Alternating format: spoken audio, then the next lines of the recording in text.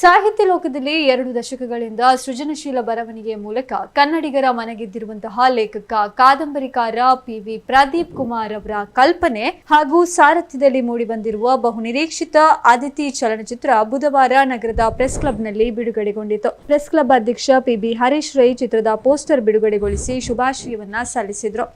ನಿರ್ದೇಶಕ ಪಿ.ವಿ. ಪ್ರದೀಪ್ ಕುಮಾರ್ ಅವರು ಈವರೆಗೆ 50ಕ್ಕೂ ಹೆಚ್ಚು ಕಾದಂಬರಿಗಳನ್ನ ಸಾಹಿತ್ಯ ಲೋಕಕ್ಕೆ ಕೊಡುಗೆಯಾಗಿ ನೀಡಿದ್ದಾರೆ. ಇವುಗಳಲ್ಲಿ 30ಕ್ಕೂ ಹೆಚ್ಚು ಕಾದಂಬರಿಗಳು ನಾಡಿನ ಅತ್ಯಂತ ಜನಪ್ರಿಯ ಹಾಗೂ ಹೆಸರಾಂತ ಪತ್ರಿಕೆಗಳಾದ ಸುಧಾ, ತರಂಗ, ಮಂಗಳ, ಕರ್ಮವೀರ ಸೇರಿದಂತೆ ಹಲವು ಮುಖ್ಯವಾಹಿನಿ ಪತ್ರಿಕೆಗಳಲ್ಲಿ, ವಾರ ಪತ್ರಿಕೆಗಳಲ್ಲಿ ಧಾರಾವಾಹಿಯಾಗಿ ಪ್ರಕಟಗೊಂಡು ಲಕ್ಷಾಂತರ ಓದುಗರ ಪ್ರಶಂಸೆಗೆ ಪಾತ್ರ ಆಗಿದೆ. ಸಾಹಿತ್ಯ ಕ್ಷೇತ್ರದಲ್ಲಿ ಅಪಾರ ಅನುಭವ ಹೊಂದಿರುವ ಇವರ ಜನಪ್ರಿಯ ಕಾದಂಬರಿ ಮರಣ ಶಾಸನ ತೆಲುಗು ಭಾಷೆಗೆ ಅನುವಾದಗೊಂಡು ಅಲ್ಲಿ ಕೂಡ ಓದುಗರ ಬಳಗವನ್ನೇ ಹೊಂದಿದ್ದಾರೆ ಎಂದಿದ್ದಾರೆ.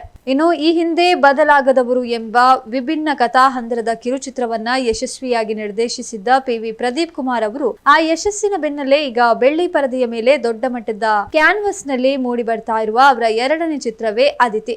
ನಾರಿ ಮುನಿದ್ರೆ ಸಾಮ್ರಾಜ್ಯವೇ ಧೂಳಿಪಟ ಎಂಬ ಬಲಿಷ್ಠವಾದ ಟ್ಯಾಗ್ ಲೈನ್ ಹೊಂದಿರುವ ಅದಿತಿ ಚಿತ್ರ ಒಂದು ವಿಭಿನ್ನ ಶೈಲಿಯ ಸಸ್ಪೆನ್ಸ್, ಆಕ್ಷನ್ ಹಾಗೂ ಎಮೋಷನಲ್ ಲವ್ ಸ್ಟೋರಿಯನ್ನ ಒಳಗೊಂಡಿದೆ. ಚಿತ್ರದಲ್ಲಿ ಕಥೆಗೆ ಪೂರಕವಾದ ಸಸ್ಪೆನ್ಸ್ ಮತ್ತು ರಹಸ್ಯಗಳ ಜೊತೆಗೆ ಅತ್ಯಂತ ಆಪ್ತವಾಗಿ ಕಾಡುವ ಪ್ರೇಮ ಕಥೆಯೂ ಇದೆ.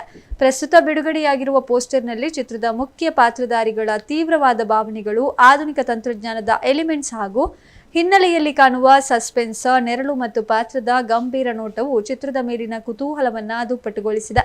ಪತ್ರಿಕಾಗೋಷ್ಠಿಯಲ್ಲಿ ಹಿರಿಯ ಪತ್ರಕರ್ತ ರೆಮೆಂಡ್ ಡಿಕ್ಕೋನ, ತಾಕೋಟೆ, ನಿರ್ಮಾಪಕಿ ಸುನೀತಾ ಪ್ರದೀಪ್ ಕುಮಾರ್ ಉಪಸ್ಥಿತರಿದ್ದರು. ಒಂದು ವರ್ಷ ಪ್ರಯತ್ನ ಪಟ್ಟೆ.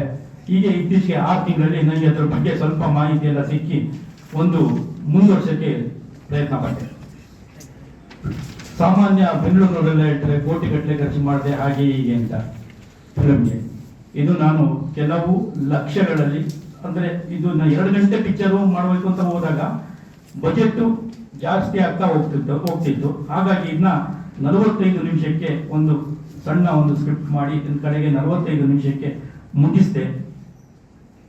ನನ್ನ ಒಂದು ಅಭಿಪ್ರಾಯ ಪ್ರಕಾರ ನೀವು ನೋಡಿದಾಗ ನಿಮ್ಗೆ ಅನ್ಸ್ಬೋದು, ಒಂದು ಹಾಲಿವುಡ್ ಕೆಲವೊಂದು ಫೈಟಿಂಗು, ಈ ಆಕ್ಸಿಡೆಂಟ್ಸ್ ಇದೆಲ್ಲ ಒಂದು ಹಾಲಿವುಡ್ ರೇಂಜ್ ಅಲ್ಲಿ ನಾನು ಮಾಡಿದ್ದೀನಿ ಅಂತ ಅಂದ್ಕೊತೀನಿ.